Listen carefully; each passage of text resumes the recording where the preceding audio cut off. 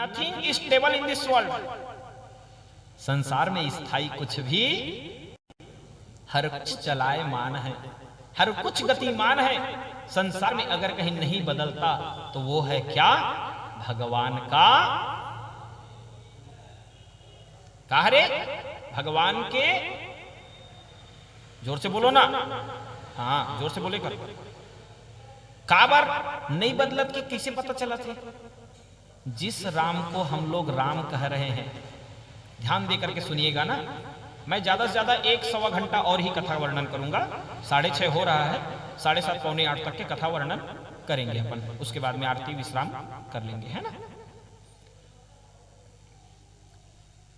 काबर सब जन बैठे पर बैठे हो, लेकिन बैठे बैठे ऐसे लागा थे कि अभी भी वो रेलगाड़ी भावस का।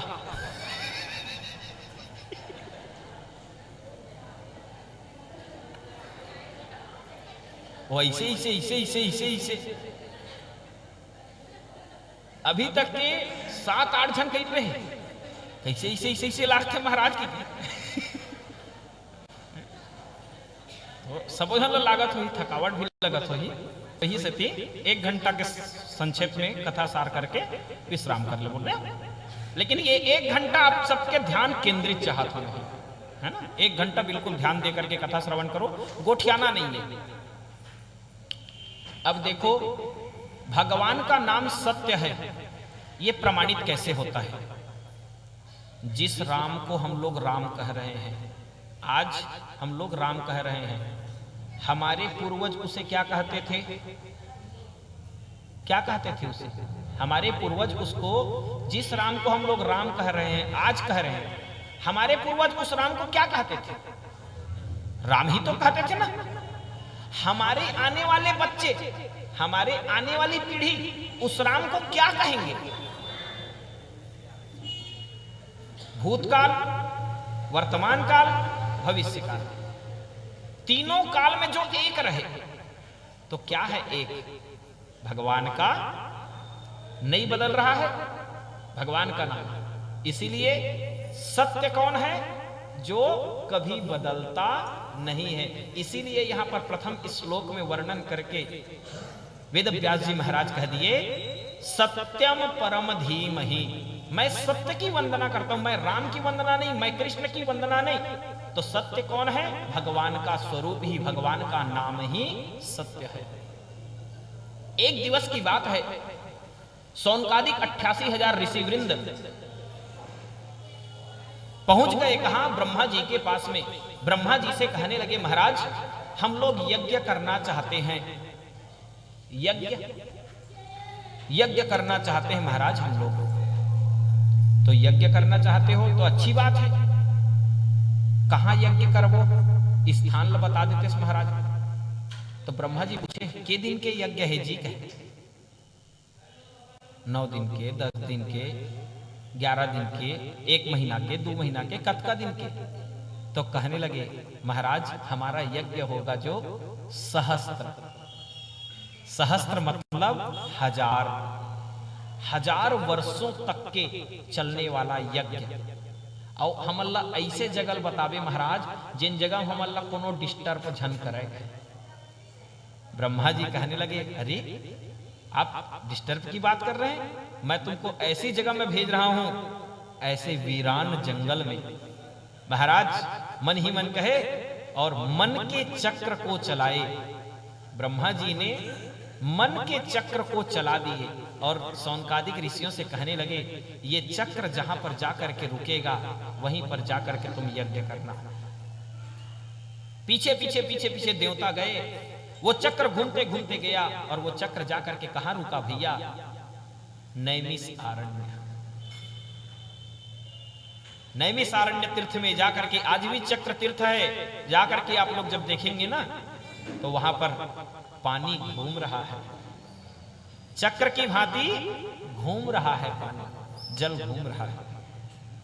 इतना प्रमाण है भारत देश में, भारत देश में परमात्मा की कृपा का इतना प्रमाण है, दुनिया में एक प्रमाण और कहीं मिलने वाला नहीं है भैया, जो हमारे भारत देश की धरती में है। पानी कभी घूमत देखे हो? गोल चक्कर काटत देखे हो, और पानी निर्मल के निर्मल। लाखों लोग, एक छोटा सा कुंड बना हुआ है, लाखों लोग डुबकी लगा रहे हैं, लेकिन अंजलि में लेकर के देखो तो निर्मल का निर्मल जल प्राप्त होगा आपको। ये है महिमा। उस चक्र तीर्थ कहा गया है नैमिषारण्य में। शौनकादिक ऋषि गए और वहां पर 1000 वर्षों तक के चलने वाला यज्ञ प्रारंभ कर दिए। उस यज्ञ के मध्य में सूत जी महाराज का आगमन हुआ। सूत जी महाराज को ऊंचा आसन दिए, ऊंचा आसन में बिठाए और कहने लगे, महाराज हमारे मन में 6 प्रश्न है, 6 प्रश्न है महाराज, हमारे प्रश्नों के इस संदेह को आप दूर कीजिए। सूत जी महाराज कहने लगे, कौन कौन से प्रश्न हैं? महाराज ये संसार में शक्तिहीन जीवों का कल्याण कैसे होगा? पहला प्रश्न पूछे, संसार में शक्तिहीन जीवों का कल्याण कैसे होगा? दूसरा प्रश्न, कलयुग में मनुष्यों के लिए श्रेय साधन कौन सा है? इस कलिकाल में मनुष्यों के लिए श्रेय साधन कौन सा, भगवान प्राप्ति के लिए श्रेय साधन कौन सा है? शास्त्रों में जो कुछ भी वर्णन किया गया है उसका हमें सार बताइए। कहने का अर्थ क्या है? महाराज दूध लत रोजे पिया था, अब हमें घी चाहिए। सार, दूध का सार क्या है? घी ही तो सार है ना। महाराज भगवान श्री कृष्ण कन्हैया के रूप में अवतरित होकर के देवकी और वसुदेव के पुत्र के रूप में जो भगवान ने लीला की, उसको हमें चरितार्थ कीजिए, वह हमें सुनाइए। 5वां प्रश्न, भगवान की अवतार संबंधी कथा को वर्णन करके बताइए। हम लोग सुनते हैं भगवान के 24 अवतार हैं, तो क्या केवल भगवान के 24 ही अवतार हैं? तो हमें बताइए महाराज अवतार संबंधी कथा को वर्णन करके। और 5वां प्रश्न, 5वां के बाद में 6वां प्रश्न। 6वां प्रश्न पूछे, हे महाराज इस संसार से धर्म कहां गया? जब द्वारिकाधीश भगवान श्री कृष्ण चंद्र अंतर ध्यान हो गए, द्वारिका की लीला को समाप्त कर दिए, उसके बाद में धर्म किसके शरण में गया? धर्म कह शरणम गताः।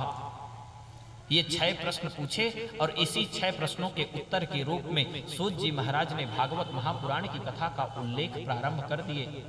उनके प्रश्नों की प्रशंसा किए और प्रश्नों की प्रशंसा करके कहने लगे, तुल्याम लवे नापि ना स्वर्गम ना पुनर्भवम भगवत संगी संगस्य मर्त्यानाम किमुतासिसा मर्त्यानाम किमुतासिसा। सूत जी महाराज वहां पर उनके भाग्य की सराहना करते हुए कहने लगे, अरे तुम बड़े भागी हो जो सत्संग की प्यास तुम्हारे मन में जागृत हुई है, सत्संग की, भगवान के प्रेम की, भगवान की कथा के लिए तुम्हारे मन में एक जागृति हुई है, ये तुम्हारा भाग्य है। क्योंकि तुल्याम लवे नापी, संसार में कोई ऐसा तुला नहीं बना है। इतना सुंदर सा श्लोक है ये, भागवत महापुराण के प्रथम स्कंद के 18वें अध्याय में वर्णन किया गया है। तुल्याम लवे नापी ना स्वर्गम ना पुनर्भवम, ना स्वर्गम ना पुनर्भवम भगवत संगी संगस्य, भगवत संगी संगस्य मर्त्यानाम किमुतासिसाः। और इतने लंबे चौड़े श्लोक को हमें ज्यादा समझने की आवश्यकता नहीं है। अगर कहीं इस श्लोक का अर्थ समझना है ना, तो हम लोग सीधे चलते हैं मानस में गोस्वामी जी महाराज के चरणों में। आधी चौपाई में इस श्लोक को वर्णन कर दिए, एक दोहा में वर्णन कर दिए हैं। ऐसे ऐसे सुगम मार्ग बताए हैं गोस्वामी जी महाराज, इस श्लोक का सीधा अनुवाद कर दिए हैं। यहां पर लिखे ना तुल्याम लवे नापी, तो यहां पर गोस्वामी जी महाराज क्या कहते हैं? तात स्वर्ग अपवर्ग सुखा,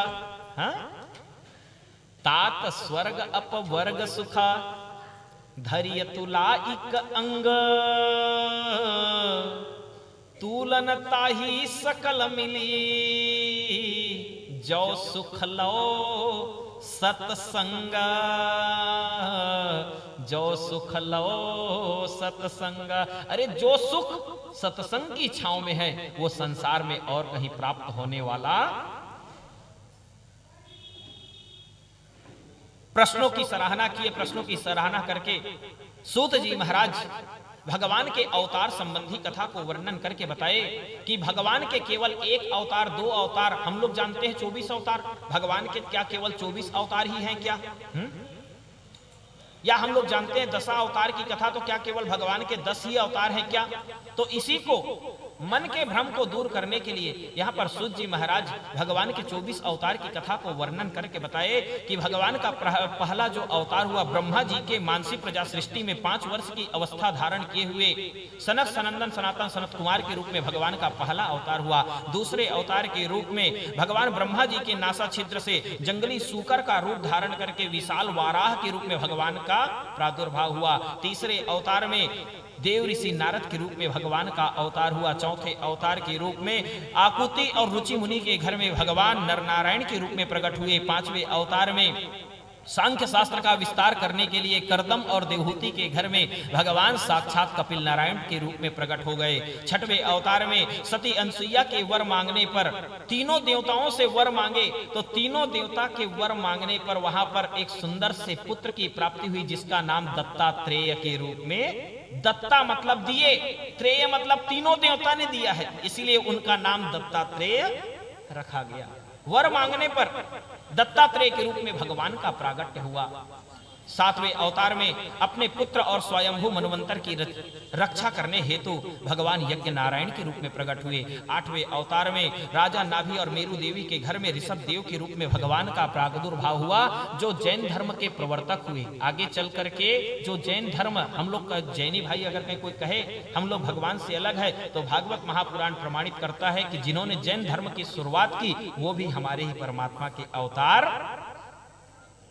अरे इतने बड़े तपस्वी थे ऋषभ देव जी महाराज भैया, कर्नाटक के कुटक पर्वत में जाकर के अपने मुख में पत्थर के कौरा बना करके, हम लोग जैसे भात का कौरा बनाते हैं ना, पत्थर का कौर बना करके मुख में दबा करके अपने इस शरीर को त्यागे थे।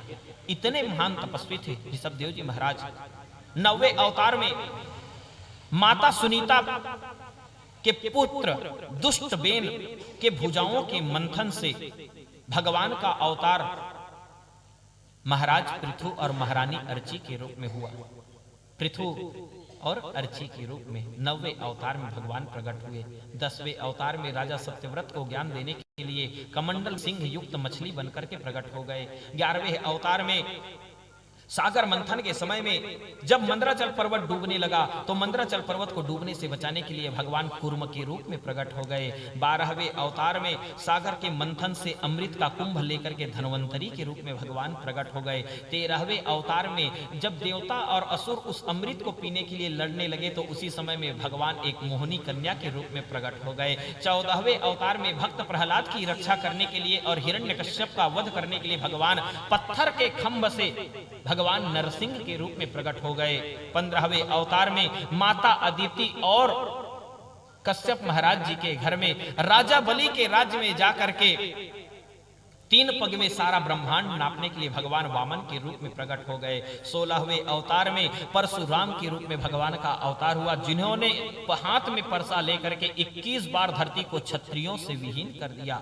17वें अवतार में माता सत्यवती और पराशर ऋषि के घर में साक्षात वेदव्यास के रूप में भगवान का प्रादुर्भाव हुआ। वेदव्यास जी महाराज जिन्होंने 17 पुराण की रचना करने के बाद में महाभारत जैसे विशालतम ग्रंथ की रचना करने के बाद में श्रीमद् भागवत महापुराण की रचना किए। 18वें अवतार में अंसन सहित मनुज अवतारा लइहौ दिनकर वंश उदारा, राम लक्ष्मण भरत शत्रुघ्न के रूप में भगवान का प्रागट्य हो गया। 19वें अवतार में भगवान प्रेम की प्रतिमूर्ति बनकर के द्वापर युग की लीला करने के लिए भगवान श्री कृष्ण के रूप में प्रकट हो गए। 20वें अवतार में गजेंद्र की रक्षा करने के लिए भगवान साक्षात सरोवर के ऊपर में हरि के रूप में प्रकट हो गए। 21वें अवतार में सनकादिकों को उपदेश करने के लिए भगवान हंस के रूप में प्रकट हो गए। 22वें अवतार में द्वापर युग के उत्तरार्ध में माता लक्ष्मी के श्राप को स्वीकार करके और माता लक्ष्मी के दिए हुए उस श्राप को स्वीकार करते हुए भगवान हयग्रीव के रूप में प्रकट हो गए। हयग्रीव राक्षस का वध करने के लिए हयग्रीव के रूप में 22वें अवतार में भगवान का प्रागट्य हुआ।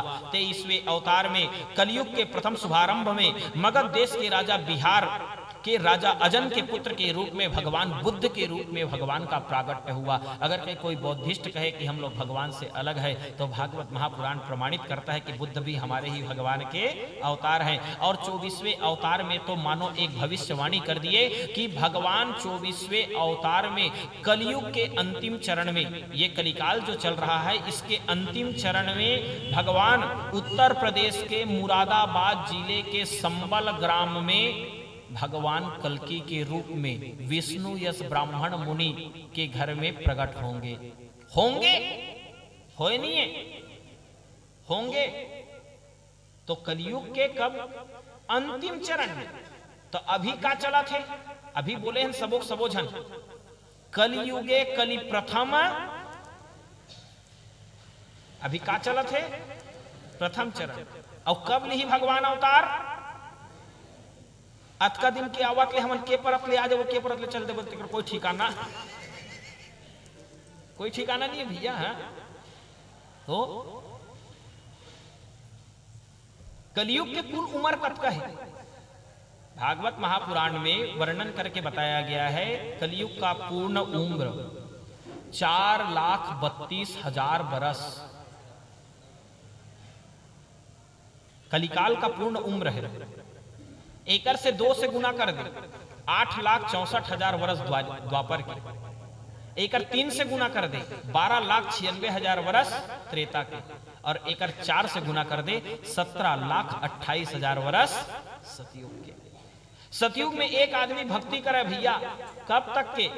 10,000 वर्ष तक के जब तब पूजा पाठ कराए तब जाकर के भगवान मिला। ओकर बाद में कल सतयुग में एक व्यक्ति के औसत उम्र कतका रही से 1 लाख बरस, 1 लाख बरस तक के जियत इस आदमी है। ओकर बाद त्रेता इस ना तो भगवान एक शून्य काट दिस। एक व्यक्ति की औसत उम्र हो गई 10,000 बरस। अब वो 10,000 बरस में से 1,000 बरस तक के यज्ञ जब पूजा पाठ करा तब जाकर के भगवान मिले। द्वापर में एक शून्य काट दिस भगवान है। अब एक व्यक्ति का औसत उम्र कतका हो गए? 1,000। 1,000 वर्ष में से 100 साल तक के जिन यज्ञ जब पूजा पाठ कराए तेन ल जाकर के भगवान मिले। ओकर बाद आगे कलयुग, तब भगवान शून्य काटत काटत आवत ना, शून्य काटत काटत आवत है। अब कतका बाँच गए? औ कहूं एक शून्य औ काटत ना, फिर शून्य हो गए, फिर कुछ नहीं बाँची जा। तो कलिकाल में वो समय में 10,000 वर्ष तक के पूजा पाठ कराए, 1,000 वर्ष तक के पूजा पाठ कराए तब मिला भगवान। हाँ, लेकिन कलिकाल तो ऐसा महान पावन युग है, एक घड़ी आधो घड़ी। हाँ सुने नहीं आप सभी कलयुग की महिमा कि यहाँ कैसे मुक्ति मिलती है? 1,000 वर्ष तक के, 10,000 वर्ष तक के नहीं। तो गोस्वामी जी महाराज कही एक घड़ी आधो घड़ी पुनिया धो की याद, तुलसी चर्चा राम की कटही कोटि अपराध, कटही कोटि अपराध। अरे एक घड़ी मिल ही नहीं, अरे आधा घड़ी मिल ही नहीं, अरे ओकर आधा के आधा के आधा तो मिल ही। अरे इसी में तेरे जीवन का बेड़ा पार। कलयुग की ये महिमा है भैया। यहां पर देखें 24 अवतार की कथा को तो वर्णन कर दिए, लेकिन सूत जी महाराज भगवान के अवतार संबंधी एक तत्व को बताए कि भगवान के केवल इस 24 अवतार बस को अपने जीवन में धारण करके मत रखना भैया कि केवल भगवान के 24 अवतार हैं। तो भगवान के अवतार कितने हैं इसके संदर्भ में एक सुंदर सा उदाहरण दे दिए सूत जी महाराज। कितने अवतार हैं भगवान के? एतन नानावताराणाम, एतन नानावताराणाम निधानम बीज मव्ययम। कितने अवतार हैं भगवान के? नाना अवतार, असंख्य अवतार। गीता में तो अर्जुन को भगवान स्पष्ट कह दिए, हे अर्जुन जिस स्थान पर भी तुम्हें गुणों की अधिकता दिखाई दे, जहां पर भी तुम्हें गुणों की अधिकता दिखाई दे तो समझ लेना ये मेरी ही विभूति, मतलब अवतार हो रहा है कि नहीं हो रहा है। भगवान कैसे हैं? अवतारों के बीज हैं। जैसे बीज का कभी नाश नहीं होता, बीज तत्व का कभी विनाश नहीं होता। बीजा नानकिन बीजा, बीजल बोदेश, बोदेश तहन अंकुर हो गए, अंकुर हो गए तहन दूठन पत्ता हो गए, पत्ता हो गए तहन बड़े जन पेड़ हो गए, पेड़ हो गए तहन फूल गए, फूल गए तहन फर गए, फर गए तहन पाक गए, पाक गए तहन झर गए, झर गए तहन मर गए, मर गए तहन उही फेर जी जथे। क्रम चल रहा है कि नहीं चल रहा है? वही फिर से पेड़ बन जाता है कि नहीं बन जाता? तो यही सृष्टि का क्रम है भैया। भगवान अवतार, कितने अवतार हैं इसकी कोई संख्या नहीं है। भगवान अवतारों के बीजा है। और एक सुंदर से समझे के लिए एक उदाहरण दे देता हूं। कतका अवतार है भगवान के। पीपर के पेड़ देखे हो नहीं है? कौन कौन गोठियात उठाते हैं? पीपर के पेड़ देखे हो था नहीं देखे हो? देखे हो ना पीपर के पेड़। अच्छा तुमन आए हो अपन अपन गांव ले, अपन अपन गांव के एक ठन पीपड़ के पेड़ के कल्पना करो। तुहर गांव भर में जब कतका सन पीपड़ पेड़ कोनो गिने हो आज तक के? नहीं गिने हो नहीं। वो कतकल छोड़ ले, कतकल छोड़, एक ठन पीपर के पेड़ देख। अब वो एक ठन पीपर के पेड़ में कतका सन पिकरी,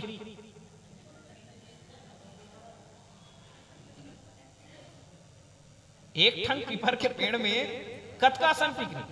तो वो कतका सन पिकरी घलो छोड़, कतका सन पिकरी घलो छोड़, वो एक ठन पिकरी के अंदर में कतका सन बीजा।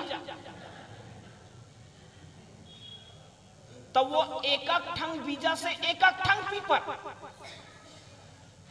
एक ठन पीपर से एक ठन बीजा से एक ठन पीपर, तो एक ठन पीपर से केतका सन पिकरी, तो कतका सन पिकरी कतका सन पीपर। ज्यादा झन सोचा पहिया हो जाओ।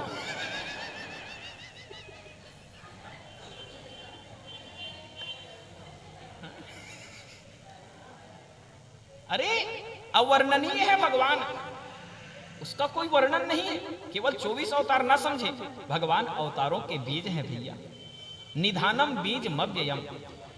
सुखदेव जी महाराज यहां सुंदर सा वेदव्यास जी महाराज के सन्मुख बैठे हुए हैं और वेदव्यास जी महाराज सुंदर श्रवण पान करा रहे हैं।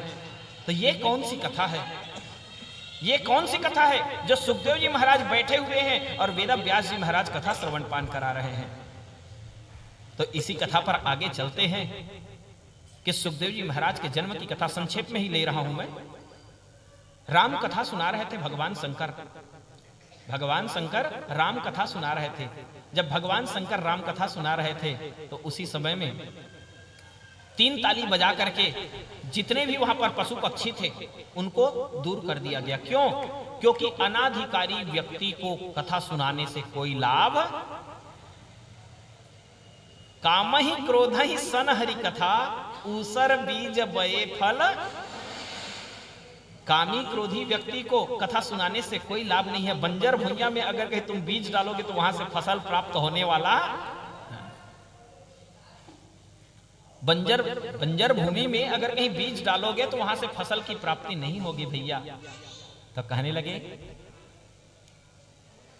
भगवान शंकर अधिकारी माने सती को, सती को अधिकारी मान करके राम कथा सुना रहे थे। राम कथा को सुन रही थी सती। सती हुंकारू देवत रहा है, भगवान राम कथा अपन विधुन रहा है। सती मैया हुंकारू देवत रहा है,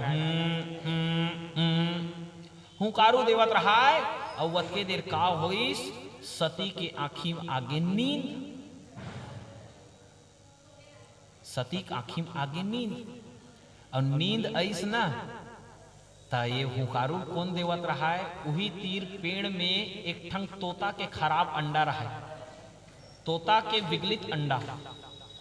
राम कथा का इतना प्रभाव है, भगवान की कथा का इतना प्रभाव है कि उस खराब अंडे में भी जीव आ गया।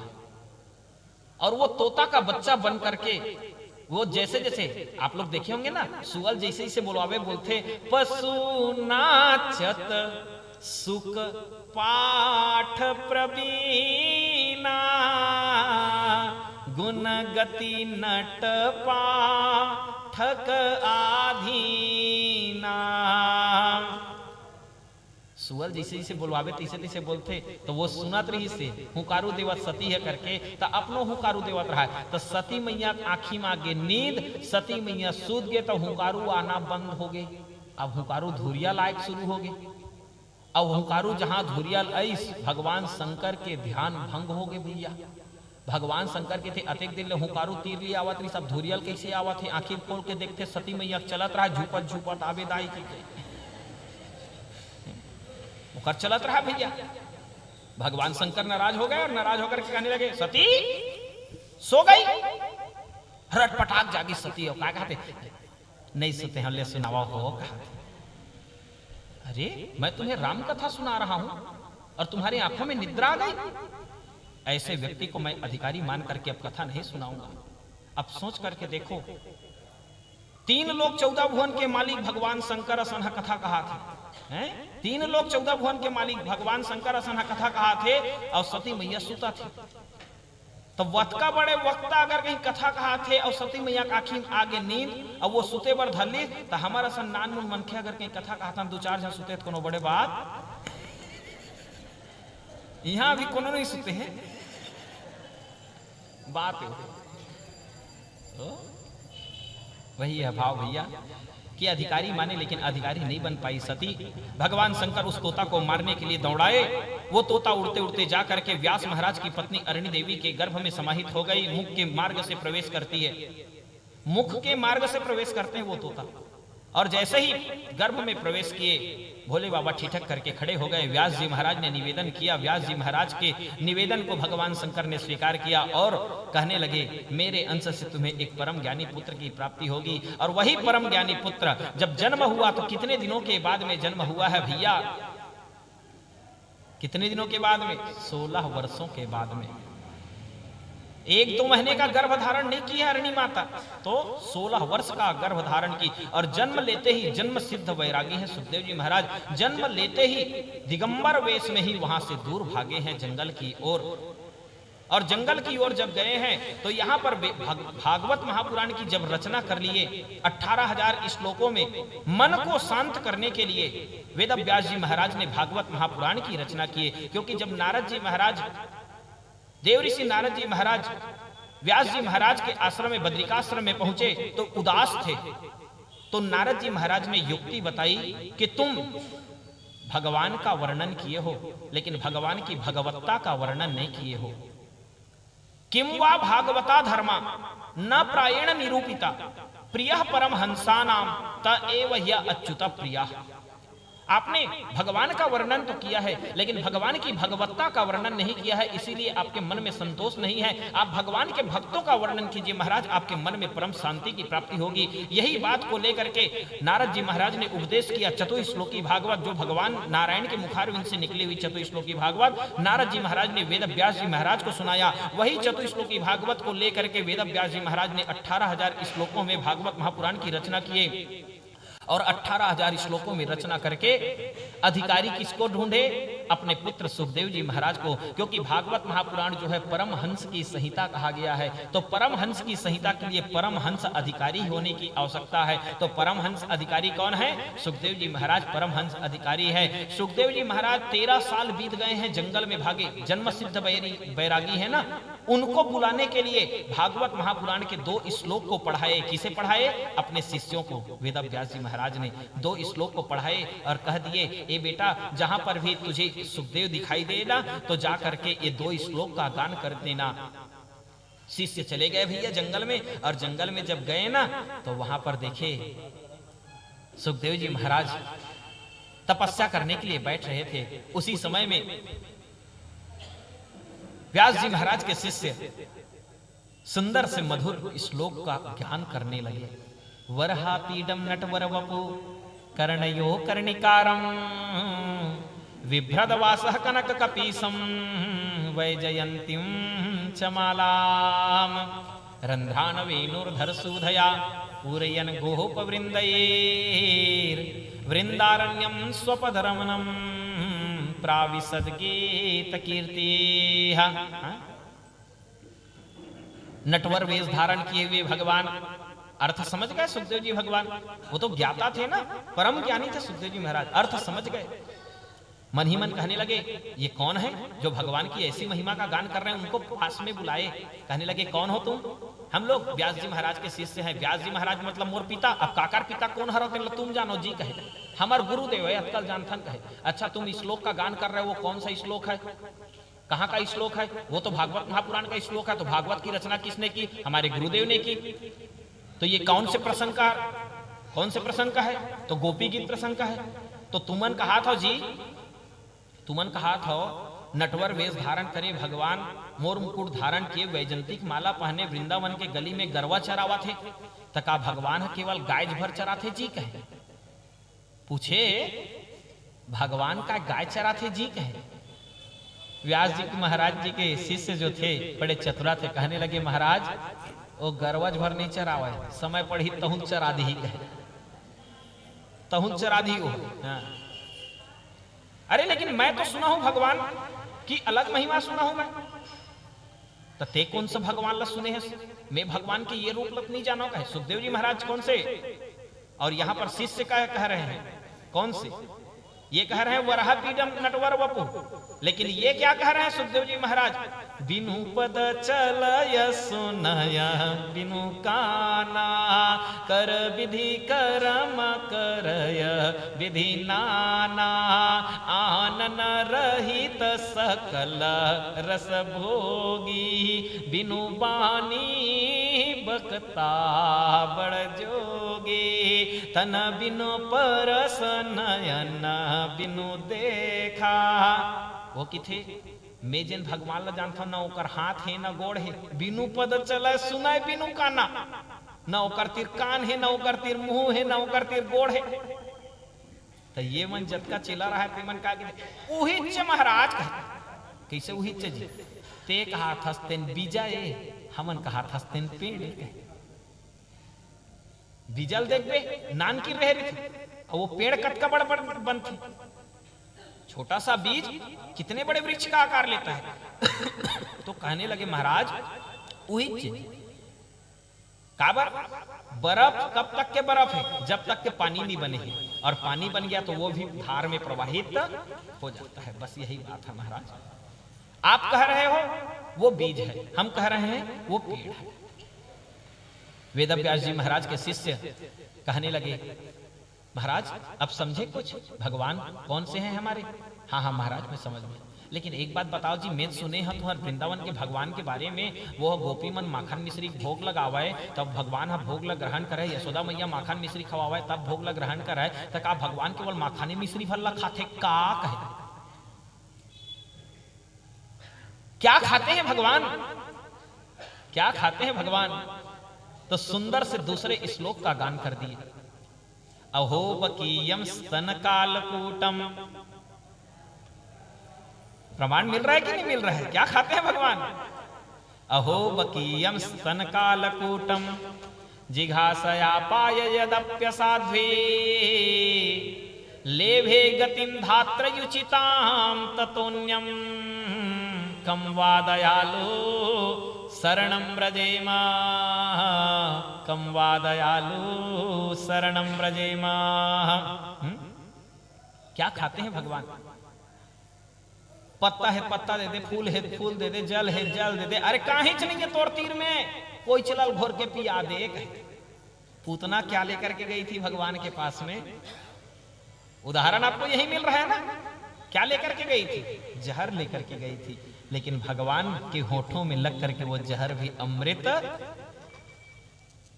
भगवान ने गीता में स्पष्ट कहा है, भागवत में स्पष्ट कहा है, पत्र पुष्पम फलम तोयम यो में भक्त्या प्रयच्छति तदहम भक्ति उपहृत मस नामी प्रयतात्मना।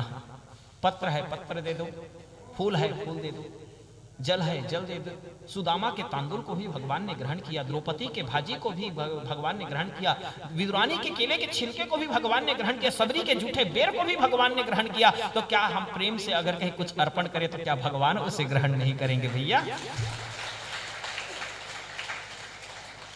परमात्मा तो केवल प्रेम के भूखे हैं। प्रेम ते प्रगट हो ही मैं जाना, हरि व्यापक सर्वत्र समाना। भगवान कैसे हैं? प्रेम के भूखे हैं। तुम प्रेम से जो कुछ भी अर्पण करो भगवान उसे स्वीकार करेंगे। शिष्यों की बात को सुने और शिष्यों की बात को सुन करके वहां से सुखदेव जी महाराज भी व्यास जी के समक्ष जाने के लिए उद्यत हो गए। भैया सुखदेव जी महाराज व्यास जी के पास में आए। वहां पर भागवत महापुराण के 12 स्कंद की अध्ययन कराया गया।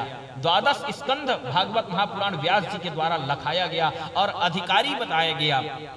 और अधिकारी जब बताए ना, उसके बाद में जब भागवत कथा हो गया अध्ययन, तो वहां पर 1 मिनट भी नहीं रुके। वो कहने लगे मैं माता पिता से प्रेम करने के लिए नहीं आया हूं, मैं तो जन्म सिद्ध वैरागी हूं, मैं तो भागवत कथा पढ़ने के लिए आया हूं। और वहां से सुखदेव जी महाराज प्रस्थान कर गए। श्याम बिनु नैना भयो विरागे, कान्हा बिनु नैना भयो विरागे, असुवन जल झर झर नित बरसे। प्रभु के प्रेम में दिन रैन सुखदेव जी महाराज के असुवन जल की धार थमने का नाम न ले भैया। असुवन जल झर झर नित बरसे, बूझे न बिरहा आगी, श्याम बिनु नैना भयो विरागे, कान्हा बिनु नैना भयो विरागे। टूटे सेज मोह के जब से, सोवत जीवन जागी, निरंजन देर करो ना अब तुम। हे भगवान अब देरी मत करो। हे परमात्मा मैं तुम्हारी भक्ति में लीन हो चुका हूं, अब तुम दर्शन देने के लिए देरी मत करो। निरंजन देर करो ना अब तुम, आस चरण की लागी, कान्हा बिनु नैना भयो विरागे, कान्हा बिनु नैना भयो विरागे। सुखदेव जी महाराज इस नश्वर शरीर को, इस संसार को मन से निर्लेप होकर के भगवान की परमात्मा की भक्ति में, ये संसार में क्या है तेरा? संसार में कुछ नहीं है भैया तेरा। संसार में सब कुछ तो परमात्मा का है। ना घर तेरा ना घर मेरा। क्या है तेरा? क्या है मेरा? क्या ये बनाए हैं इतनी इतनी संपत्ति? क्या इसको लेकर के चले जाओगे? अपना किसे कहते हो? अपना किसे हम कह सकते हैं? दोनों में अंतर है। दोनों शब्दों में अंतर है। अपना किसे कहते हो? पूरे संसार को अपना कह रहे हो। घर है, मोर खेत है, मोर खार है, मोर लड़का है, मोर बहू है, मोर बेटा है, मोर नाती है। नहीं छोड़ा महाराज, नाती है संग धाल ले जाते हो। कहा या लेगे बार तो ले जाबे, अब ट्रेन में भुला के ता कालिकस।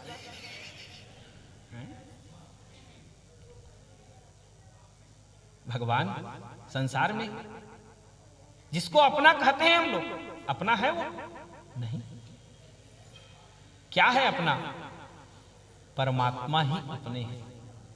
ना घर तेरा ना घर मेरा, दुनिया रहन बसेरा रे।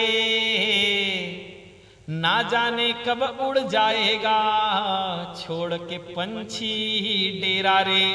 ना राजा का राज रहेगा, रूप नहीं रानी का। अरे फूट न जाए पल भर में जीवन बुलबुल पानी का, हाड़ मास की इस देही में काहे प्रीत लगाया है। जला दिया जिसने जीते जी वही राम को पाया है। तुमसे अलग नहीं हो सकता, तेरे से कभी अलग नहीं है परमात्मा, तुमसे अलग नहीं हो सकता। तेरे सिरजनहार कभी बंद नहीं है युगों युगों से, उनके करुणा द्वार कभी। भोर हुआ अंतर आंगन में अब जाग तैयारी करना है, निरंजन पीकर अमरत्व सुधा फिर नहीं किसी को मरना है, फिर नहीं किसी को मरना है। अरे हम यहां मरने नहीं तरने आए हैं भैया, संसार में कुछ भी अपना नहीं है। यहां पर आगे की कथा को वर्णन करते हुए वेदव्यास जी महाराज आगे की कथा में वर्णन करने के लिए राजा परीक्षित के दिव्य जन्म कर्म को बताने के लिए पांडव के महाभारत के उस अंश को लेकर के वर्णन किए। परीक्षितोथ राजर्षिर जन्म कर्म विलापनम संस्थान च पांडुपुत्राणाम। क्या कहे? पांडु के पुत्र, संस्थान च पांडुपुत्राणाम। राजा परीक्षित के दिव्य जन्म कर्म को वर्णन करने के लिए जब महाभारत का युद्ध हो गया, 11 अक्षौणी सेना कौरवों की पराजित हो गई थी। दुर्योधन उस कुरुक्षेत्र के मैदान में जंघा टूटा हुआ स्थिति में बैठा हुआ है। जो दुर्योधन अपने बल की गर्जना करता था, आज उसकी ऐसी दुर्दशा है। उस महाभारत के युद्ध में जब भीम ने जंघा तोड़ दिया तो ऐसी दुर्दशा थी कि मरने के बाद में अगर कहीं किसी व्यक्ति को चील कौवा नोच नोच करके खाए ये तो समझ में आता है भैया, लेकिन यहां पर दुर्योधन की दशा तो यही थी कि उसे जीते जागते चील कौवे नोच नोच करके खा रहे थे। चील कौवे नोच नोच करके खा रहे थे, और चील कौवे नोच नोच करके जब खा रहे थे तो उसी समय में क्या हुआ भैया? अश्वत्थामा आया। अश्वत्थामा ने दुर्योधन की दशा को देखा और दुर्योधन की दशा को देख करके कहने लगा, महाराज मुझे दुख हो रहा है। तो अश्वत्थामा से दुर्योधन कहने लगा, मुझे दुख नहीं है। देख गुरुपुत्र अश्वत्थामा, मुझे दुख नहीं है। मैं मर रहा हूं उसका को मुझे कोई दुख नहीं है। मैं युद्ध में हार गया उसका मुझे कोई दुख नहीं है। अरे मेरे 99 भाई मर गए उसका मुझे कोई दुख नहीं है। मेरी 99 बहुएं विधवा हो गई उसका मुझे कोई दुख नहीं है। मैं कुरुक्षेत्र के मैदान में अकेला पड़ा हुआ हूं, नितांत अकेला पड़ा हुआ हूं, इसका मुझे कोई दुख नहीं है। मेरे सारे के सारे भाई मर गए, सैनिक मर गए, 11 अक्षौणी सेना मृत्यु को प्राप्त हो गई, इतने बड़े बड़े सूरवीर मर गए, लेकिन मुझे कोई दुख नहीं है। अश्वत्थामा आखिरी में कहते तो फिर तो दुख का बात कहे है। दुर्योधन कहने लगा, दुख तो मुझे केवल एक ही बात की है, ये 5 पांडव जियत काबर है। किसी के जीने से इतना दुख हो रहा है दुर्योधन को। अश्वत्थामा कहने लगा, ठीक है महाराज, आपके दुख का मैं निवारण कर देता हूं। हाथ में गड़ासा लेकर के गया और जा करके, भगवान तो अंतर्यामी है, भगवान ने क्या किया, जान गए कि अश्वत्थामा आ रहा है मारने के लिए पांडवों को, तो वो पांडवों 5 पांडव और द्रौपदी को लेकर के दूसरे डेरा में चले गए। और यहाँ पर 5 कौन सोए हुए थे? द्रौपदी के 5 निरपराधी पुत्र। ये हाथ में गड़ासा लेकर के आया और द्रौपदी के निरपराधी 5 पुत्रों का वध करके उसके सिर की पोटली बनाया। काबर? ये दुर्योधन बड़ा दुष्ट रीस ना, वो बिना प्रूफ के नहीं माना रीस। जब तक के वैक्सीन के प्रूफ नहीं तब तक के अंदर प्रवेश नहीं। व्यवहारिक जगत से उदाहरण मिलते, बाहर से नहीं है? जब तक के वैक्सीन के तो टीकाकरण प्रमाण पत्र दिखावे तभी तो घुसन दी भैया जगन्नाथ भगवान के मंदिर में, नहीं किसे घुसन दी नहीं। तो वही है, जब तक के प्रूफ नहीं तब तक के उसको विश्वास नहीं। वो अश्वत्थामा बनी पोटली और पोटली बना करके चले गया। अश्वत्थामा को देखा दुर्योधन, दूर से देखा, जान गया अश्वत्थामा आ रहा है, हाथ में गठरी लेकर के आ रहा है। अश्वत्थामा को देख करके मन मन हर्षित हुआ, हर्षित होकर के, महाराज की जय हो। हाँ अश्वत्थामा बोलो। महाराज 5 पांडव मर गए। क्या? आंखें चमक गई ना? क्यों? खुशी हो गई। ककरो मरेश कब का खुश हो, देखो 5 पांडव मर गए तो हर्ष से चमक गई उसकी आंखें। हाँ महाराज 5 पांडव मर गए। अच्छा, लेकिन इस बात का क्या प्रमाण है? मैं बोले हो ना अभी, बिना प्रमाण के कुछ नहीं होने वाले। क्या प्रमाण है? एद महाराज सबो जन के सिर लाने हो, ए दे अर्जुन के सिर, वो दबाए फोड़े, फूट गया, फेंक दिए, एक एक ठोको देते जाए हाथ में। और ये दुर्योधन का करे, वो दबा दबा फोड़ा है। तो अश्वत्थामा की ते का बार इसना करत होगे, मैं मारा था कहे तो वो हाथ मार गए है। तो यहां पर संदेश ये मिलता है, मानव जीवन का बैर कहता है मरे को मारो, बैर मरे को मारने का संदेश देता है। एक एक दिए, धर्मराज युधिष्ठिर का सिर दबाए फोड़े फूट गया, फेंक दिया। अर्जुन का सिर दबाए फोड़े फूट गया, फेंक दिया। सहदेव का सिर दबाए फोड़े फूट गया, फेंक दिया। नकुल का सिर दबाए फोड़े फूट गया, फेंक दिया। अब 5वां नंबर क्रमांक में आया भीमसेन का सिर दबाए फोड़े फूट गया। जोर से चिल्लाए, हे गुरुपुत्र अश्वत्थामा, ये 5 पांडव नहीं हो सकते। क्यों? क्योंकि भीमसेन का सिर इतना कोमल नहीं है कि वो दबाने से, अरे मेरे साथ में गधा युद्ध हुआ है, उसका वज्र के समान मजबूत है उसका शरीर, और दबाने से फूट जाएगा? अरे कहीं तुमने द्रौपदी के निरपराधी 5 पुत्रों का वध तो नहीं कर दिया? हाय, निराशा आ गई, विषाद हो गया। और विषाद आया ना, तो उसके कर्म के रेख में लिखा हुआ था दुर्योधन के, हर्ष और विषाद के बीच में इसकी मृत्यु होगी। हर्ष क्यों हो गया? 5 पांडव मर गए। और विषाद क्यों हो गया? 5 पांडव नहीं मरे हैं, ये द्रौपदी के पुत्र हैं। और इसी दोनों के बीच में दुर्योधन की यही लीला, मर गया दुर्योधन। डर के कारण भागा ये अश्वत्थामा। और ये यहां पर द्रौपदी सवेरे प्रतीक्षा कर रही है, मेरे बेटे आज जागे क्यों नहीं? लइका मन नहीं जागे रहा है तो महतारी मन देखते नहीं, आई आज कतेक देर ले सुती लइका हते हैं, आज उठत नहीं ये लइका। ऐसे ही द्रौपदी मैया प्रतीक्षा कर रही है। और प्रतीक्षा करते करते करते करते जब बहुत समय व्यतीत हो गया ना, तो द्रौपदी मैया जा करके देखती है तो 5 के 5 पुत्र के सिर का पता नहीं है, केवल धड़ पड़ा हुआ है। रक्त रंजित है धरती, वो रक्त की धार बह चली है। चित्कार मार करके रोती है द्रौपदी मैया। लेकिन द्रौपदी मैया रोती तो रोती है भैया, लेकिन कहती क्या है? हे कन्हैया, तुमने मुझे मेरे कौन से कर्म का फल दिया है पुत्र शोक के रूप में? हमारे जीवन में अगर कहीं छोटा सा दुख आता है ना, तो हम लोग सीधे सीधे भगवान के ऊपर में आरोप कर देते हैं, हे भगवान ते इसे काबर कर देस। कहते हैं कि नहीं कहते? भगवान ते इसे काबर कर देस। तो भगवान किसी का ठेका लेकर के नहीं रखे हैं।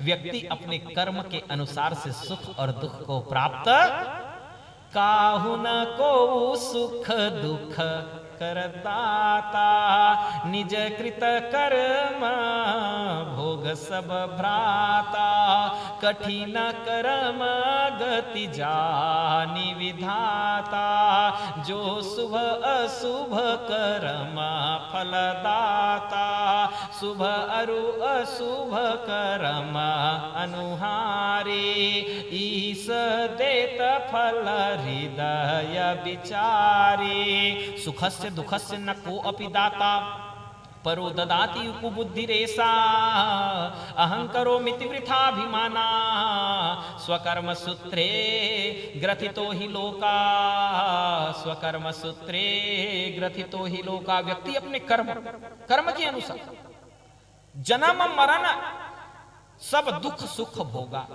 हानि लाभ कछु मरण वियोगा, काल कर्म बस करहु गोसाई।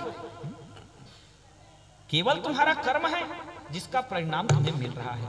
अच्छा कर्म करोगे तो अच्छे फल की प्राप्ति होगी, बुरा कर्म करोगे तो बुरे फल की प्राप्ति होगी। महाराज, कर्म के फल को ही द्रौपदी मैया कहती है। भगवान और अर्जुन के मध्य में संवाद हुआ। द्रौपदी को रोते हुए देख करके अर्जुन ने भगवान से पूछा, कौन है ये 5 पुत्रों को मारने वाला? भगवान के मुख से सहसा निकल गया, अश्वत्थामा। चलो मार करके आते हैं। द्रौपदी के सामने में अर्जुन ने प्रतिज्ञा कर दिया कि हे देवी, मैं तुम्हारे आंसू तभी पोंछूंगा जब मैं उस आतताई को तुम्हारे सामने ला करके मृत्यु दंड दे दूंगा। प्रतिज्ञा कर दिया। वो गए अश्वत्थामा के साथ में, दोनों के बीच में घमासान युद्ध हुआ। इधर से ब्रह्मास्त्र चला दिए अर्जुन, इधर से ब्रह्मास्त्र चला दिए अश्वत्थामा। अश्वत्थामा पहले ब्रह्मास्त्र का प्रयोग कर दिए, इधर से अर्जुन ने उसे रोकने के लिए ब्रह्मास्त्र चलाया। भगवान जब ब्रह्मास्त्र चले ना तो सारा संसार जो है त्राही त्राही करने लगा, जलने लगा। तो उसी समय भगवान कहने लगे, अरे झगड़ा तुमन हुआ तो मोर संसार लकाबर नाश करत हो, संसार लकाबर नाश कर, मैं संसार को मिटाने के लिए क्यों तुले हो, रोको अपने ब्रह्मास्त्र को। अर्जुन कहने लगे, भगवान जिन पहली चला है तेन पहली रोक ही है। कौन चला है? अश्वत्थामा। अश्वत्थामा पहली चला है। तो अश्वत्थामा की भगवान तो ब्रह्मास्त्र चला है तेला रोक। तो ये अश्वत्थामा क्या कहते हैं, मेरे को चलाना आता है, लौटाना नहीं आता, मरबेद बाँचबेद हैं कहे। कोनो आदमी कहूँ कहीं बोल बाइक चलाए बर आथे, मोटरसाइकिल चलाए बर आथे, अब बंद करे बर नहीं आगे, जाग छपा ही नहीं हो। तो वही भाव है। अधूरा ज्ञान सदैव प्राण घातक होता है भैया। कोई भी चीज के लिए अधूरा ज्ञान प्राण के घातक के समान होता है। भगवान ने अर्जुन को ज्ञान दिया, दोनों ब्रह्मास्त्र को लौटाए, अश्वत्थामा को रथ के पिछले हिस्से में बांध दिए।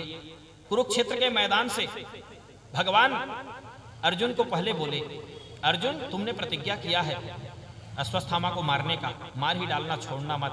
बीच रास्ते में पहुंचे, फिर भगवान बोले, अर्जुन ते प्रतिज्ञा करे ना, देख मारी डरबे छोड़बे झन।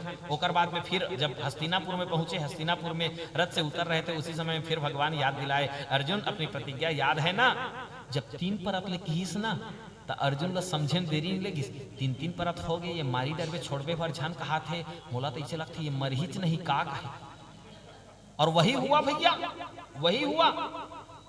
अश्वत्थामा को सामने ले गए द्रौपदी के, तो द्रौपदी मैया का करीस, मारने दौड़ी। मोर 5-5 जन निकल मारे बार दौड़ी सु नहीं, तो क्या किए, निरीक्ष कृष्णाप कृतम गुरोह सुतम वाम स्वभावा कृपया ननामच। क्या करती है, ननाम मतलब प्रणाम। क्यों, गुरु पुत्र है। अर्जुन कहने लगे, देवी यही है 5 पुत्रों का वध करने वाला, और इसको मैं मृत्यु दंड दूंगा और तुम इसको प्रणाम कर रही हो।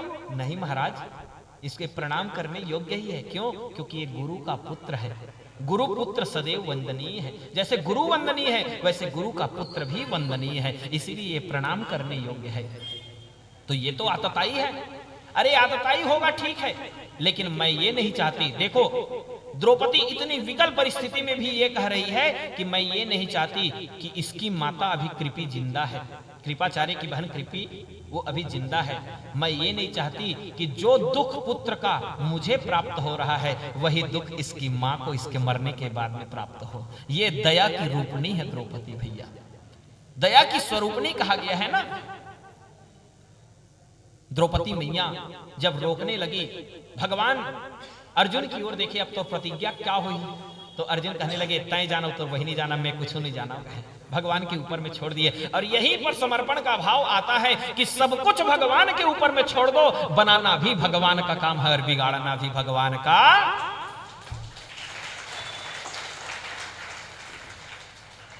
मारने वाला है भगवान, बचाने वाला है भगवान। मारने वाला भी वही, बचाने वाला भी वही, जगन्नाथ लाने वाला भी वही और ले जाने वाला भी। मेरा सिद्धांत यही है, मैं सब कुछ अपने कन्हैया के ऊपर में छोड़ता हूं। चाहे सुखताल गया तब भी किसी भी विकट परिस्थिति में कन्हैया ने हमको ले गए थे तो सकुशल, जितने लोग गए थे सकुशल घर के घर लौट आए हैं।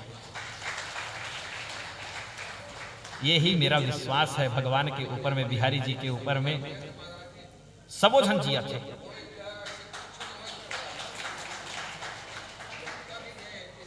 दो 235 यात्री हमारे साथ में गए हुए थे और 235 में से कोविड से, जो पूर्व से और अन्य बीमारियों से संक्रमित थे, वो उसमें से 3 लोगों की मृत्यु की खबर मेरे तक के पहुंची है। एक बघेरा से, एक सेक्टर 5 से और एक रायपुर से। 3 लोगों की मृत्यु की खबर, वो कोविड संक्रमित बाद में हुए हैं, पहले से बहुत सी बीमारियों से ग्रसित थे वो। ये 3 लोगों की खबर, बाकी 232 के 32 लोग आज भी सुरक्षित हैं। इससे बड़ा प्रमाण मैं और क्या देखूंगा, मेरे बिहारी जी की कृपा की।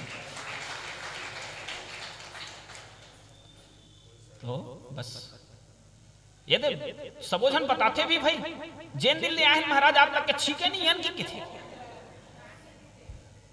कैसे मालती भाई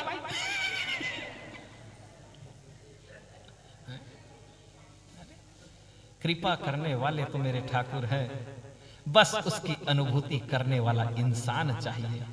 और जिसने उसकी अनुभूति को अपने जीवन में अनुभव कर लिया, उसकी कृपा को जिसने अनुभव कर लिया, उस याद रखना कभी पीछे मुड़ करके देखने वाला नहीं है। कृपा है परमात्मा की।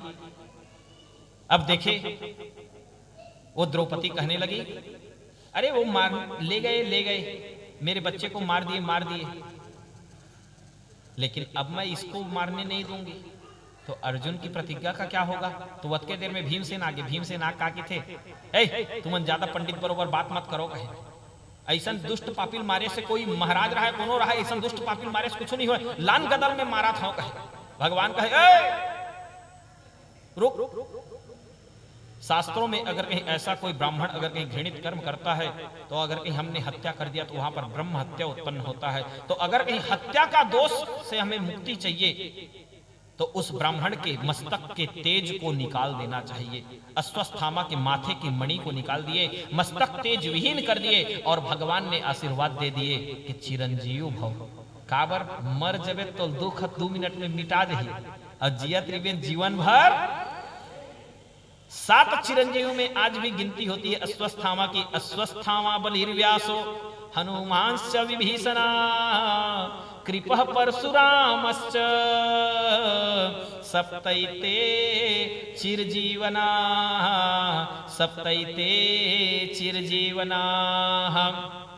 आज भी 7 चिरंजीवों में स्वस्थ आज भी जी रहा है वो, आज भी जीवित है वो, मरने का नाम नहीं लिया भैया। क्यों? क्योंकि मरने से ज्यादा बड़ा दुख तो वो जी रहा है, उसमें उसे भोगना पड़ रहा है। आज भी उसके माथे के घाव शांत नहीं हुए, आज भी घर घर जाकर के तेल मांगता है, घर घर जाकर के तेल मांगता है माथे में लगाने के लिए, रोटी मांगता है खाने के लिए भैया। तेरे से हमारे छत्तीसगढ़ में कहावत है ना, खाना है जमीन में गिरे हुए तेल को कभी नहीं उठाना चाहिए, है? क्यों नहीं उठाना चाहिए? है? क्योंकि वो अस्वस्थामक भाग में कई जन आदमी जी छुट्टाई करते हैं। बहु कहूँ उतना धुरा रेगट कहूँ चल दिस, और बरनी कहूँ छूट गए, उलन के सबोते आई रपोटिया।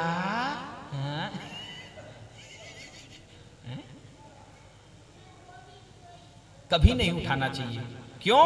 क्योंकि अगर कहीं उस तेल को अगर कहीं हम उपयोग में लाते हैं, तो जो दशा अश्वस्थामा की है वही दशा हमारी भी होगी। वही दशा मैं नहीं बोल रहा हूं, ये शास्त्रों में लिखा हुआ है, भागवत महापुराण में लिखा हुआ है कि अगर के जमीन में गिरे हुए तेल को अगर के उठा करके आप उपयोग करते हैं तो आपकी दशा, क्योंकि वो भाग किसका है? तोर भाग में जो निकले है तेल तही छत खाबे ना, और तोर भाग के कहूं खा दिस को नोता तोर मन तैसे लागी। सोचो, अपने ही विवेक में सोच करके देखो। तो यही है भाव भैया कि कभी भी जमीन में गिरे हुए तेल को नहीं उठाना चाहिए। अश्वस्थामा को वहां पर जीवन दान दे दिए भगवान वहां पर द्रौपदी को सांत्वना दिए और द्वारिका जाने के लिए उद्यत हो गए। द्वारिका जाने के लिए उद्यत हुए तो उसी समय में कुंती मैया आई, और कुंती मैया विपदा का वरदान मांगती है। कहती है कि संसार में दुख की बेला में जो याद करे भगवान को वही सच्चा भक्त कहा गया है। दुख की बेला में वही सच्चा भक्त है।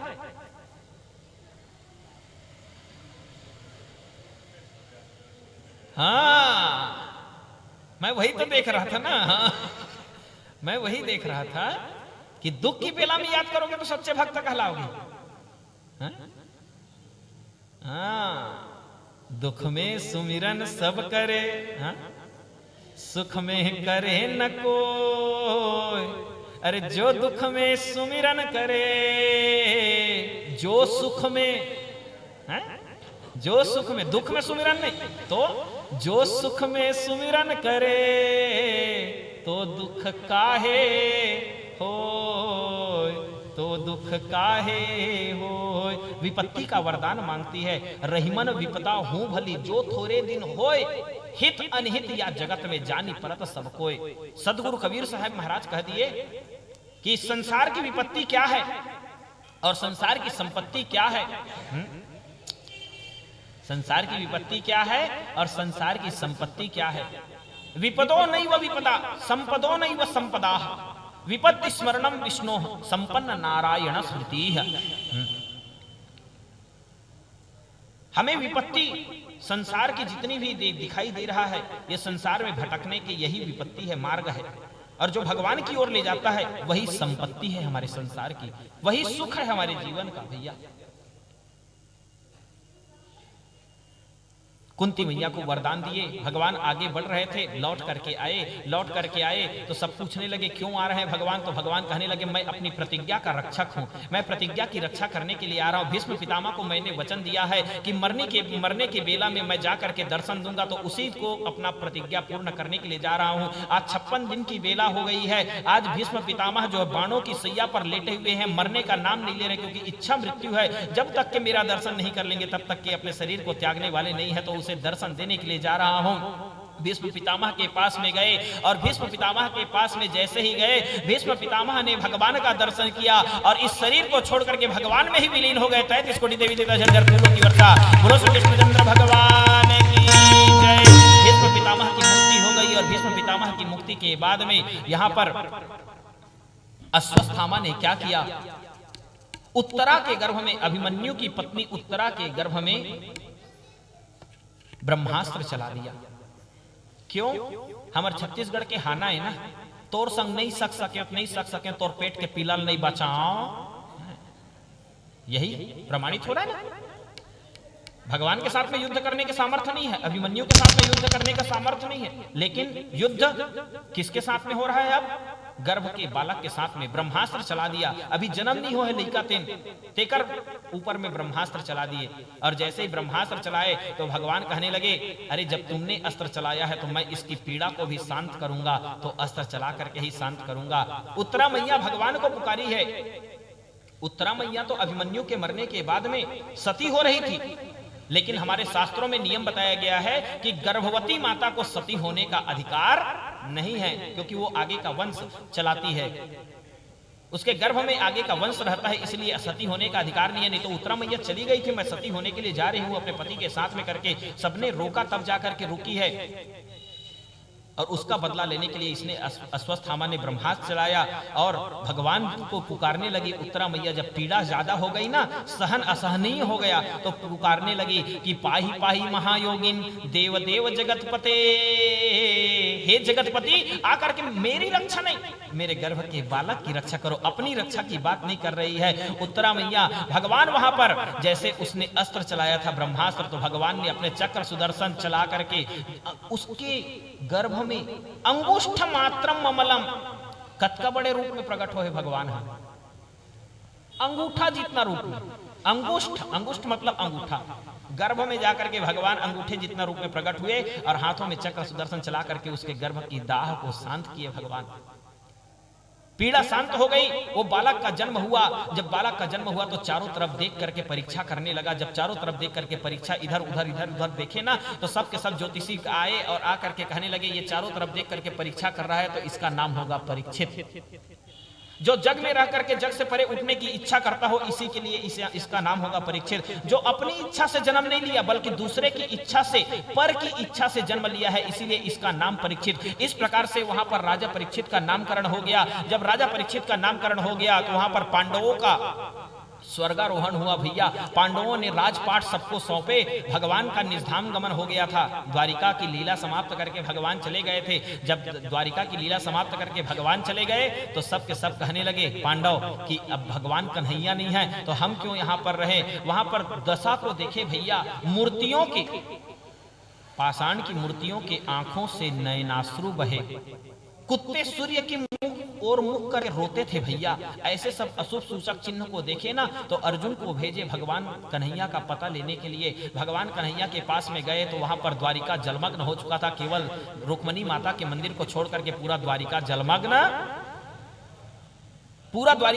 हो गया था। रोते बिलखते लौटे हैं अर्जुन के गांडी धनुष में ताकत नहीं थी भैया। रास्ते में चोरों ने लूट लिया अर्जुन को। जब लौटे तो धर्मराज युधिष्ठिर पूछने लगे, ए भैया क्या हो गया, तू कहीं चोरी तो नहीं कर लिया, कहीं डाका तो नहीं डाल दिया भैया, कहीं तूने गौ का वध तो नहीं कर दिया, कहीं तूने ब्राह्मण का वध तो नहीं कर दिया, कहीं तुमने कोई पाप तो नहीं कर दिया। तो कहने लगे अर्जुन भैया मैंने ये सब कुछ नहीं किया, बल्कि जिस कन्हैया को हम लोग अपना मानते थे वो कन्हैया अब हमारे बीच में नहीं है। जब भगवान कन्हैया हमारे बीच में नहीं है तो हमारा भी राजपाट नहीं, राज्याभिषेक राजा परीक्षित का हो चुका था। राजपाट को छोड़ करके पांचों पांडव वहां से स्वर्ग की ओर चलने लगे। हिमालय गमन हो गया है, पर्वत स्वर्गारोहण कहा गया है। सब के सब अपने तन को त्याग करके गए हैं, लेकिन धर्मराज युधिष्ठिर सदेह स्वर्ग को गए हैं। सब अपनी अपनी कमजोरी के कारण इस देह का त्याग करके स्वर्गारोहण हुआ है। अर्जुन को गांडीव धनुष का अभिमान था, इसीलिए मृत्यु प्राप्त होकर के स्वर्ग गए हैं। भीमसेन ने भगवान के भजन को महत्व न दिया, केवल भोजन को महत्व दिया, इसीलिए इसको पतन हो गया। नकुल को सुंदरता का अभिमान था, सहदेव को पांडित्य का अभिमान था। और द्रौपदी का पतन क्यों हुआ? क्योंकि द्रौपदी का प्रेम अर्जुन के लिए एकाकी प्रेम था, अकेले के लिए प्रेम ज्यादा था, इसीलिए उसका पतन हो गया। सदेह स्वर्ग जाने वाले केवल धर्मराज युधिष्ठिर हैं, जिनकी परीक्षा करने के लिए धर्मराज स्वयं आए हैं। किस रूप में? कुत्ते के रूप बना करके। और कहने लगे, जब भगवान के पार्षद आए धर्मराज युधिष्ठिर को ले जाने के लिए, तो वो श्वान पीछे पीछे धर्मराज के चल रहा था। धर्मराज ने देखा उस श्वान को, धर्मराज युधिष्ठिर से कहने लगे वो भगवान के पार्षद कि चलो महाराज हम आपको ले जाने के लिए आए हैं। तो कहने लगे मैं जाहूं ये मोर संग में जाही कहे, कौन है जी कहे, कुकुर है कहे, कैसे बात करता महाराज, कुकुर गंगा चल दी पथरी कौन चा ठीक है, कैसे वैसन थोड़ी हो ही जी, नहीं जावे वो स्वर्ग। कस जी ते कहा था कुकुर हा गंगा चल दी पथरी कौन चा ठीक, एक काबर संगवारी बना थे। संगवारी कैसे नहीं बन ही जी, सात भावर मड़वन की जरथे ते जीवन संगिनी बन जाते है नी, जीवन साथी बन जाते, पत्नी बन जाते, सात भावर भर की जरथे ते मड़वा भर के तेनों में ये कतका धुलिया हो गया, रेंगा रेंगा था मोर संग में कुकुर है। हस्तिनापुर से निकले कहा हिमालय तक के पहुंच गए, कुकुर है तो ये का मोर संगवारी नहीं बनी जी, स्वर्ग जाएगी। यहाँ पर धर्म की परीक्षा थी भैया। धर्मराज कहने लगे युधिष्ठिर कि मैं जब तक ये श्वान को नहीं बिठाओगे तब तक कि मैं रथ में बैठने वाला नहीं हूं। जब अटल हो गए महाराज धर्मराज युधिष्ठिर, तो उसी समय में वो श्वान के रूप में धर्मराज प्रकट हो गए और दोनों के दोनों सदेह स्वर्ग को गए। 33 कोटि देवी देवता फूलों की वर्षा, बोलो श्री कृष्णचंद्र भगवान की जय। एक छत्र राज्य हो गया है राजा परीक्षित का। राजा परीक्षित वहां पर एक दिवस की बात है, कलयुग का आगमन हो चुका था। जिस कलिकाल में आप हम सब हैं उसी कलिकाल की बात है। मैंने पहले ही बताया इसका उम्र कितना है, 4,32,000 वर्ष। ये कलिकाल एक दिवस की बात है। राजा परीक्षित जब घूमने के लिए निकले तो उसी समय में राजा परीक्षित ने क्या देखा कि एक मोटा सा काला काला व्यक्ति हाथ में मुद्गल लेकर के गौ माता के पैर को मार रहा है, बैल के पैर को तोड़ रहा है। और उसी सामने में गौ माता खड़ी हुई देख रही है, रो रही है वो गौ माता। बैल के 3 पैर को तोड़ दिया है ये मोटा सा व्यक्ति। ये मोटा सा व्यक्ति कौन है? यही कलयुग है। वो बैल खड़ा हुआ है वो कौन है? वही धर्म है। धर्म के प्रतीकात्मक भाव वृषभ, और ये गौ कौन है? यही धरती माता है। जब धरती पर अत्याचार होता है तो जब धरती पर अत्याचार होता है तब तब गौ का रूप लेकर के भगवान को पुकारते हैं। क्यों गौ का रूप लेकर के पुकारते हैं? क्योंकि गौ माता में 33 कोटि देवी देवताओं का वास एक केवल गौ माता में होता है भैया। 33 आप लोग एक आठ फोटो में देखियो अपन सफेद रंग के गाय बने रही थे और में सबको देवी देवता फोटो नहीं दिखे। फोटो में देखियो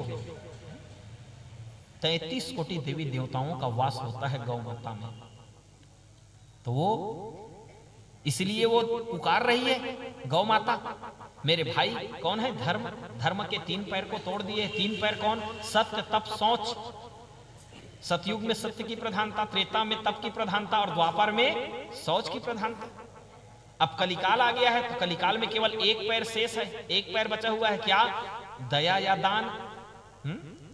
प्रगट चारि पग धर्म के कलिमहु एक प्रधान, जेन केन विधि दिन्हे दान करही कल्याण। ये कलियुग कलिकाल जो है वो दान का युग है भैया। यहाँ दान की प्रधानता बताया गया है कलिकाल में। चहु जुगतीनी कालती हूँ लोका, भय नाम जपि जीव विशोका। वेद पुराण संत मत एहु, सकल सुकृत फल राम स्नेहु। ध्यान प्रथम जुग मख विधि दूजे, द्वापर परितोषित प्रभु पूजे। कलि केवल मल मूल मलिना, पाप पयो निधि जन्म न मीना। नहीं कलि करम न भगति विवेको, राम नाम अवलंबन एको। तो ये कलयुग की महिमा है भैया, जिस कलिकाल में आप हम सब हैं। कलयुग कहने लगा महाराज मुझे दंड मत दो। राजा परीक्षित जब दंड देने के लिए उद्यत हुए तो अपने मुकुट को सामने रख करके राजा परीक्षित के चरणों में गिर करके कहने लगे महाराज मुझे दंड मत दो, महाराज मेरी बड़ी विशेषता है। तो राजा परीक्षित दया, क्योंकि शरणागत की रक्षा करना राजा का धर्म होता है। शरण गए प्रभु ताहू न त्यागा, विश्वद्रोह कृत अघ जेहि लागा, है ना। शरणागत की रक्षा करना राजा का धर्म होता है। राजा का धर्म निभाते हुए राजा परीक्षित कहने लगे ठीक है, मैं तुम्हें 4 स्थान देता हूं। द्युतम पानम स्त्रिया सूना यत्र धर्मास चतुर्विधाः। जुआलय, गनिकालय, मदिरालय, हिंसालय, ये 4 स्थान दे दिए। असत्य, मद, आसक्ति और निर्दयता, ये 4 स्थान में तेरा वास हो जाए। तो कहने लगा महाराज मेरा तो बहुत बड़ा परिवार है। थोड़ बहुत में कहा माही महाराज मोर तो बहुत अगन परिवार है काबर। अब ये जतका ये 4 ठंग स्थान दे, तेने जुआ खेलने वाला रही तेने जाही, मदिरा पीने वाला रही तेने जाही, जेन बकरा खाने वाला रही तेने जाही, जेन नाच देखने वाला रही तेने जाही। तो महाराज कोनो शरीफ आदमी घलो जावा, ऐसे स्थान ला घलो बताना काबर सबो आदमी जावा नहीं। तो कहने लगे 5वां स्थान दे दिए। पहले दिए तमोगुण को और उसके बाद में दे रहे हैं रजोगुण को। 5वां सोने में तुम्हारा वास हो जाए, स्वर्ण में तेरा वास हो जाए। तो स्वर्ण में वास का अर्थ हम लोग ये समझ लेते हैं कि कलिकाल में, कलयुग में अगर कहीं सोना दिखाई दे रहा है तो उस सोने में कलयुग का वास होगा। तो याद रखना भैया, यहाँ पर कलयुग में सोना में कलयुग का वास का अर्थ कहा गया है कि अधर्म से संचित किए हुए धन में कलयुग का वास होता है। फिर पैसा बाँच गए फिर ले ली सोना, फिर पैसा बाँच गए फिर ले ली सोना, फिर पैसा बाँच गए फिर ले ली सोना। बहुत अकन हो गए सोना, तहन कहाँ रात भर सोना, नींदे नहीं पड़ा रात भर वही ट्वीट सोच सोच कर रही आदमी है। तो यही है भाव, अधर्म से संचित किए हुए धन में कलयुग का वास होता है। मानो राजा परीक्षित ने रजोगुण को दे करके अपने ही घर में न्योता दे दिया कलयुग को, क्योंकि स्वयं राजा है। राजा मतलब रजोगुण। और एक दिवस की बात है भैया, ये कलयुग मतवाला हो गया, कलयुग मतवाला हो गया। और मतवाला हो करके राजा परीक्षित के घर में जाकर के बैठ गया। एक दिन की बात है, एकदा धनुरुद्यम्य विचरण मृगायाम वनेह। एक दिवस की बात है, आखेट करने के लिए जंगल की ओर गए। और जैसे ही जंगल की ओर गए तो वहां पर महाराज हिरण के पीछे पीछे भागते भागते पानी की प्यास लगे। पानी की प्यास को बुझाने के लिए सामने एक आश्रम दिखाई दिया, श्रमिक महाराज जी का आश्रम था। आश्रम में गए तो श्रमिक महाराज जी ध्यान लगा करके बैठे हुए थे। ध्यान लगा करके बैठे हुए थे, उसी समय में महाराज को 3 बार 4 बार आवाज दी है राजा परीक्षित ने, महाराज मुझे पानी की प्यास लगी है, प्यास बुझा दो, पानी की प्यास लगी। लेकिन कोई सुनने वाला नहीं था। तो राजा परीक्षित को पहली बार आज अपने राजापन का अभिमान हुआ है। क्यों? क्योंकि सिर में मुकुट में किसका वास है? कलयुग का वास है। क्यों? क्योंकि राजा परीक्षित जब आखेट में गए ना तो दुष्ट दुशासन के मुकुट को लगा करके गए थे। दुष्ट दुशासन मतलब अधर्म, अधर्म से संचित सोने का मुकुट, तो उसमें कलयुग का वास। मति बिगड़ गई और बिगड़ी, जब मति बिगड़ गई तो कर्म भी बिगड़ गया, और कर्म भी बिगड़ गया तो याद रखना तेरे जीवन का सर्वनाश। हमन कहथन ना, रिस खाए बुध लाओ बूथ खाए, जाना तो काय। ये हम लोग छत्तीसगढ़ में बोलते हैं हाना के रूप में, लेकिन ये छोटे मोटे शब्द नहीं है भैया, ये गीता की वाणी है। हम लोग जो बोलते हैं ना, रिस खाए बुध ला बूथ खाए प्राण, ये गीता के श्लोक हैं। श्रीमद् भगवत गीता के 2 अध्याय के 63वें श्लोक में आप देख लीजिएगा। क्रोधात भवति सम्मोहा, सम्मोहात स्मृति विभ्रमा, स्मृति भ्रंसाद बुद्धिनाशो, बुद्धिनाशात् प्रणश्यते, बुद्धिनाशात् प्रणश्यते। क्रोध से, क्रोधात् भवति सम्मोहा, मोह आता है। क्रोध जब आता है तो मोह भी साथ में लेकर के आता है। सम्मोहात स्मृति विभ्रमा, जब मोह जीवन में आता है तो स्मृति छीन हो जाती है, स्मृति भ्रंशाद, जब स्मृति भ्रष्ट हो जाती है, बुद्धि नाशो, तब बुद्धि का नाश होता है। और बुद्धि नाशात प्रणश्यति, जब बुद्धि का नाश होता है तो सर्वनाश, रिस खाए बुध लाओ बुध खाए। राजा परीक्षित का कर्म बिगड़ा। राजा परीक्षित ने क्या किया, वहीं पर मरा हुआ एक सर्प पड़ा हुआ था, उसको बाण की नोक में उठा करके महाराज के, श्रमिक महाराज जी के गले में डाल दिया। राजा लौट गए। जब लौटे तो वहां पर मुकुट को उतारे तो अपने राज में पहुंचने के बाद में अपने कर्म का बोध हुआ तो पश्चाताप होने लगा। यहां पर श्रमिक महाराज जी के पुत्र थे श्रृंगी महाराज जी।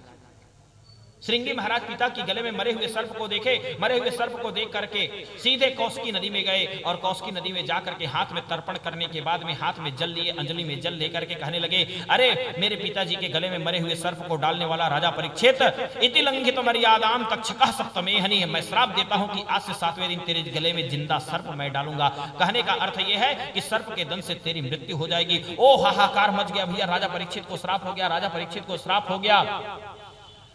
राजा परीक्षित को बताने के लिए कौन गए?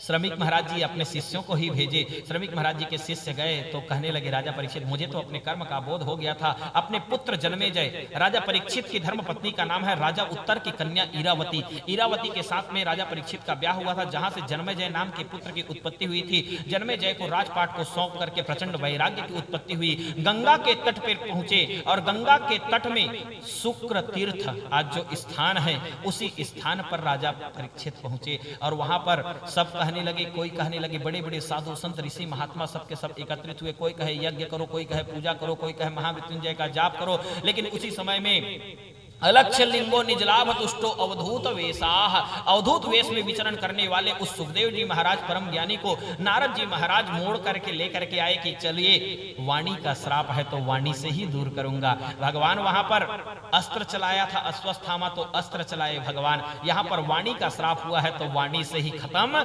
करूंगा। प्रेरणा देकर के सुखदेव जी भगवान को लेकर के आए। सबने देखा कि सुखदेव आ रहे हैं, लेकिन राजा परीक्षित ने देखा कि सुखदेव के रूप में साक्षात कृष्ण कन्हैया का आगमन हो रहा है। 33 कोटि देवी देवता झरझर फूलों की वर्षा, बोलो श्री कृष्णचंद्र भगवान की जय। राजा परीक्षित वहां पर चरणों में गिर करके दंडवत प्रणाम किए और दंडवत प्रणाम करने के बाद में राजा परीक्षित कहने लगे सुखदेव जी भगवान से, हे महाराज मेरे मन में 2 ही प्रश्न है।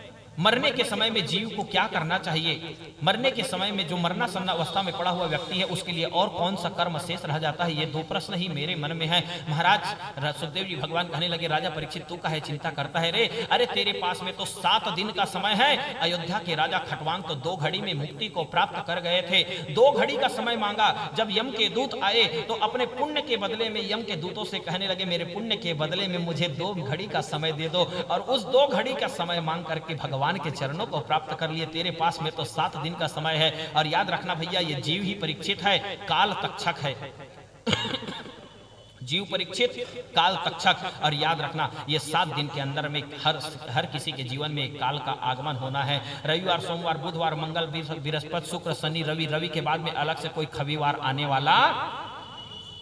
7 दिन में आना है, 7 दिन में जाना है, 7 दिन में जवानी है, 7 दिन में बुढ़ापा है, 7 दिन में देखना है, 7 दिन में खाना है, 7 दिन में सूतना है, 7 दिन में जागना है, 7 दिन में उठना है, 7 दिन में बैठना है। 7 के बाद में अलग से कोई 8वां दिन आने वाला नहीं है। यही 7 दिन का समय है हमारे पास में भी। और इसी 7 दिन में हमें जीना है और इसी 7 दिन में मरना। यही 7 दिन का समय शेष है। आगे की चर्चा हम लोग कल करेंगे। राजा परीक्षित के मध्य में यहाँ पर सुखदेव जी भगवान वक्ता के रूप में विराजमान हो गए। गंगा के पावन तट में उस शुक्र तीर्थ में वहां पर वृक्ष के नीचे में बैठ करके सुखदेव जी महाराज कथा सुना रहे हैं। राजा परीक्षित ध्यान लगा करके कथा सुन रहे हैं।